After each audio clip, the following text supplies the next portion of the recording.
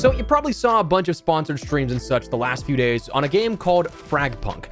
This isn't one of those, but I was interested in checking it out since I missed the beta a few months back. I was surprised they did so much of a media push with content, but in jumping on, I figured, why not give my 2 cents on the game too? Give you my feedback and thoughts if you are considering jumping in for yourself, a little feel for the game. And just because consciously, I do want to upload more and more stuff that isn't just Call of Duty again, especially in this sort of off season, just have fun and post what I think is interesting to me, sharing with you guys my thoughts, and maybe hopefully you can find it cool as well. But anyways, drop your thoughts, drop a like, and make sure to subscribe for more FPS content, and do make sure to check out the second channel. We're going to be making a heavy push to get back into posting regularly there, with a game review even going live yesterday. So we'd love to see you over there, but anyways, let's get into it. First, what is FragPunk? Well, it's a new FPS game published by NetEase, the same company behind Marvel Rivals, that's kind of a mashup of a few different popular elements in shooters lately, creating a sort of interesting approach to it. Their main marketed mode is a 5v5 competitive match like CS or Val, with attackers, defenders, and bomb plants in defense. But there's also other modes you can play and grind out if that isn't necessarily your cup of tea, which, playing predominantly as a solo player in most games, it's not mine. So I'm happy about that, and honestly, a lot of the gameplay you'll see doesn't actually focus around that 5v5 stuff. Here on the channel, that also might be more to your speed, not 5v5 competitive sort of search and destroy. But what makes FragPunk different from any of those other games? Well, you take your arcade shooter and a bit of a tactical shooter element, then you mix it with ever-changing hero-based elements of prior games, and the cap on it is a spin of TCG mechanics or trading card game mechanics, and we got FragPunk. Shard cards, your in-game modifiers, are skill sets that update your hero or lancer in-game as you activate them, and they're dictated by drawn cards that can offer unique abilities or attributes with each pull. Or in the case of playing some of the other modes like TDM, free-for-all, or their kill-confirmed variation, you can end up having these be passive as well that were just always active. But it takes those sort of formulas of all those different games and puts interesting little spins on each of them. So if you want to play it, where is it available on? Well, right now, PC is live. It was supposed to be on console, but strangely, that was delayed on a last-second time frame. Just 2 days away from the launch was when it was announced. Their official statement read, "Dear Lancers, first and foremost, we want to express our heartfelt gratitude for your patience and unwavering support of FragPunk. Since the announcement of the game, your excitement has been truly inspiring, and we know how much you've been looking forward to launching in a battle on both Xbox and PlayStation. However, we want to be fully transparent with you. During the console compliance testing process, we encountered unexpected technical challenges in optimization and adaptation. Rather than rushing the console release and providing a potentially poor user experience, we have made the difficult decision to delay the launch of the console versions to ensure that players receive a comparable experience to those on PC. We understand that delays are frustrating, and we sincerely apologize for the wait."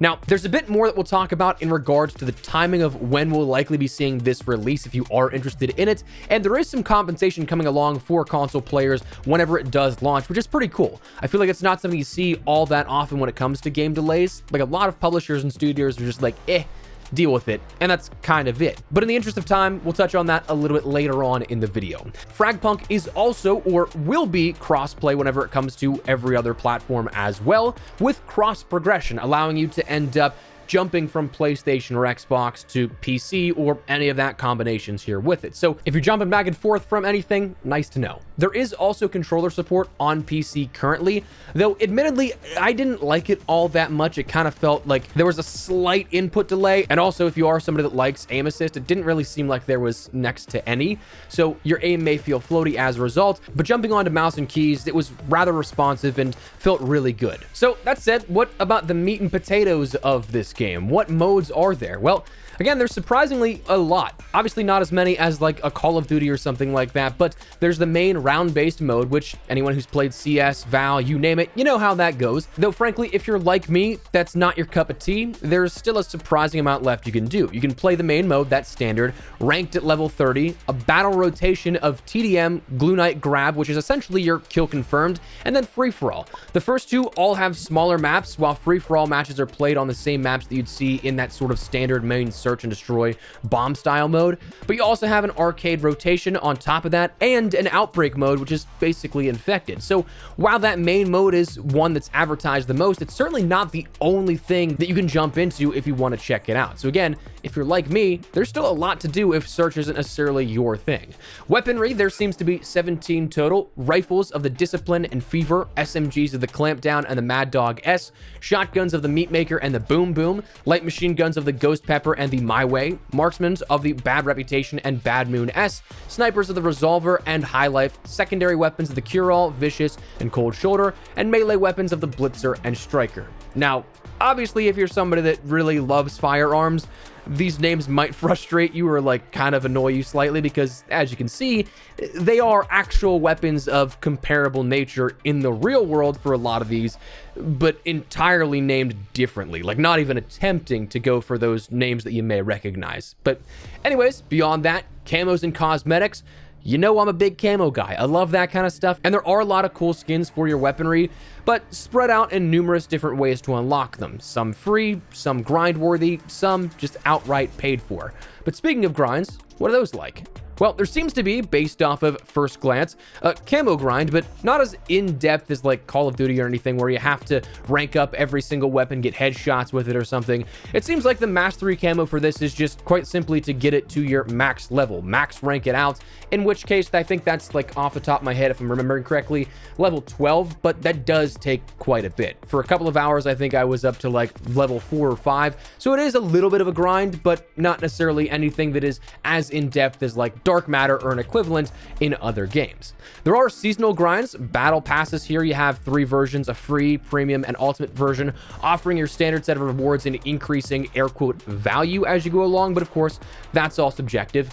One cool thing that I will say about this battle pass is that when you complete it, you can earn overflow levels that grant 100 battle pass tokens each that can be used on things like Lancer or weapon skins and other cosmetics or unlockable items. Kind of like how Black Ops 4's battle pass gave you additional cases if you went past the seasonal cap of content, but this time in the form of an in-game currency that you can choose to unlock whatever you'd like. It's not something that is a sort of supply box or anything like that. Though you have to bear in mind, it does reset upon seasonal refresh, so you can't keep rolling that over after each season is completed.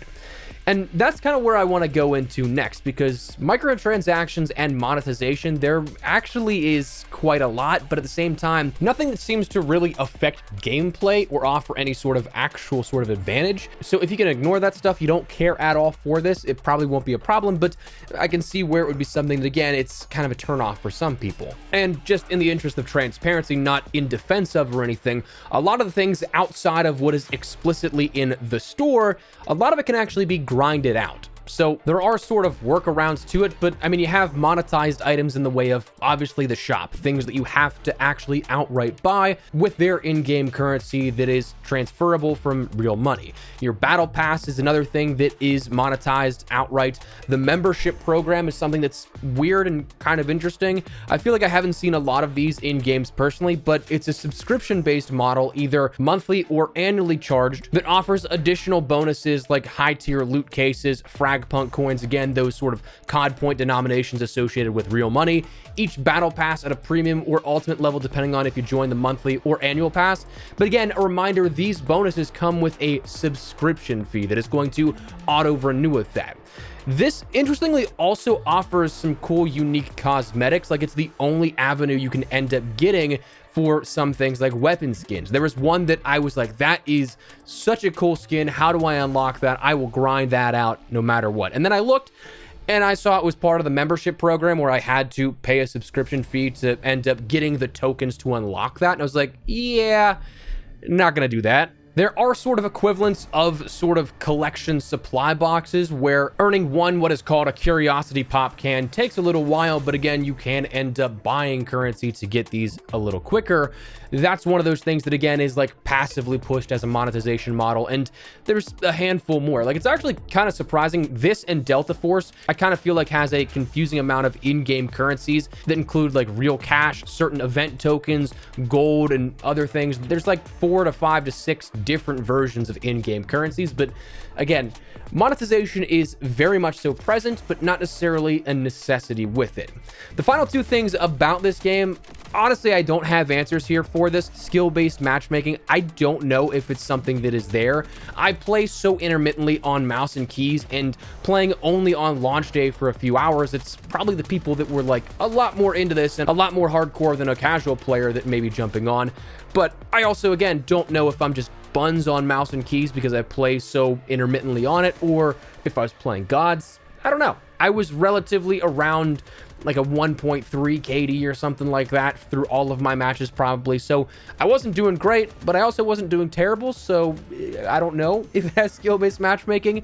And then an anti-cheat is one that I didn't come across any cheaters that were at least blatant in my first 4 or 5 hours or so playing on this, but I also have no idea if they actually have a genuine anti-cheat in place yet. They had a blog about bans and cheaters, but that was something from the beta, so I don't think that I've seen anything talking about this since. Obviously, as a free-to-play game, obviously with PC being a main focus, as of right now especially, you're gonna need an anti-cheat, so fingers crossed, but like right now still, who knows.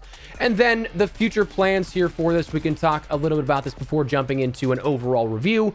Coming back to that console launch, again, there's a bit more to elaborate here on that. I didn't want to detract from the game's offering and what we could explain about the game earlier in the video, but their official FAQ page clarifies when console could be launching here at this, where they said, to make sure you get the best possible FragPunk experience, we're taking our time to get the console version just right. Our goal is to have this ready within the next 2 months.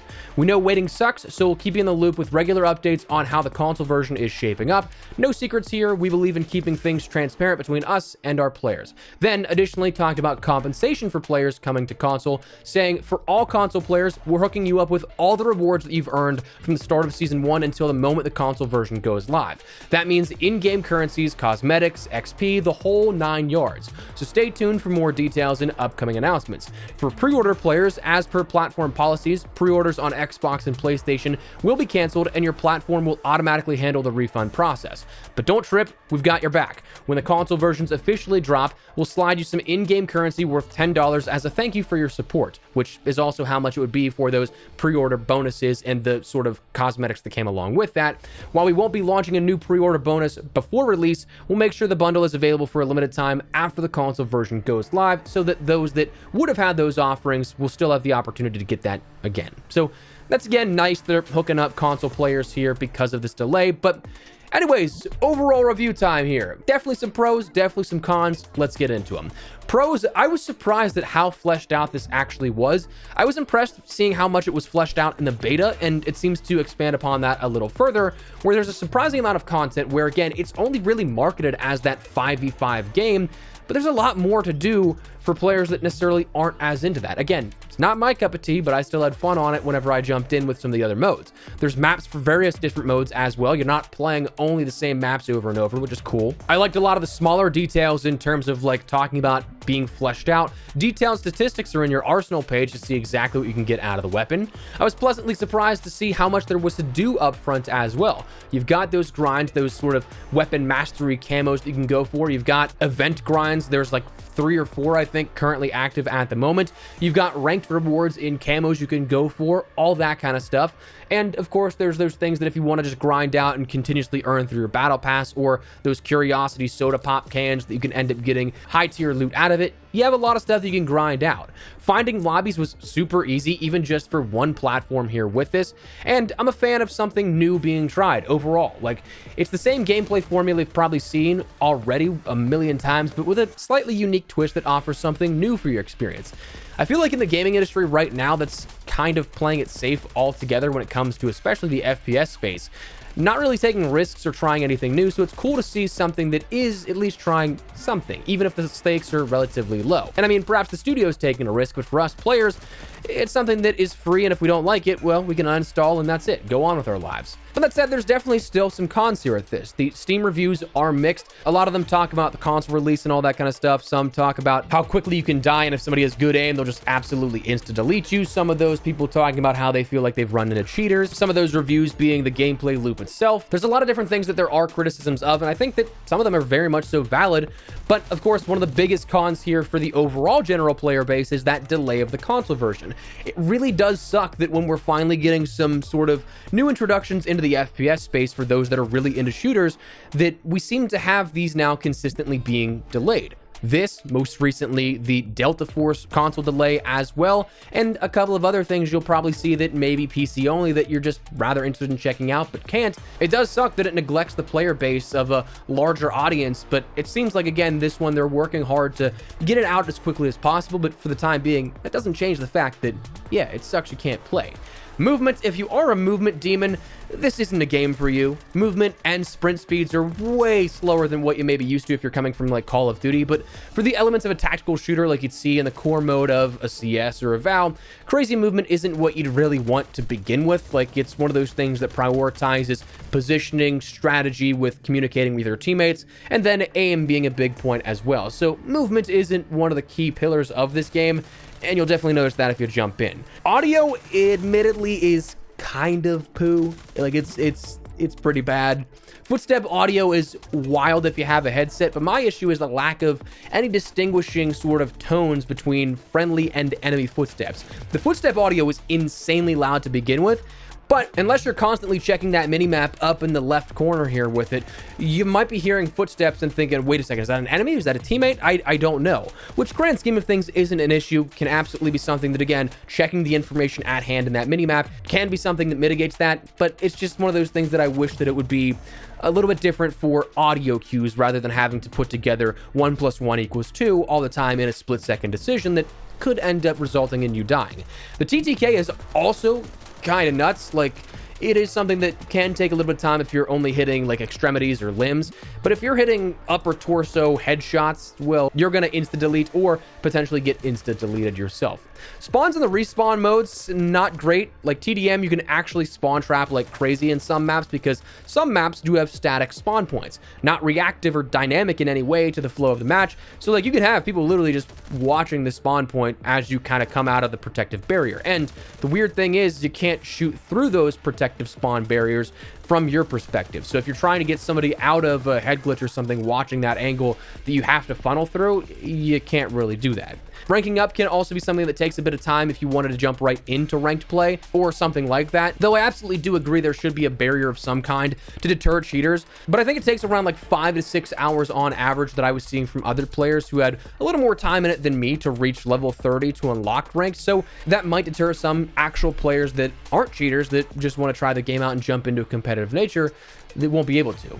Again, one final thing with the cons, there's lots of monetization in the game. For some like me, again, I'm unbothered by it because it's entirely optional. It doesn't affect the gameplay itself. I'm not going to spend that money. I don't really care, especially if there is a way to unlock it for free, but I also do understand entirely where it's for some overkill and entirely a turnoff. But that's some pros and cons here, my initial thoughts on it. So here's the thing.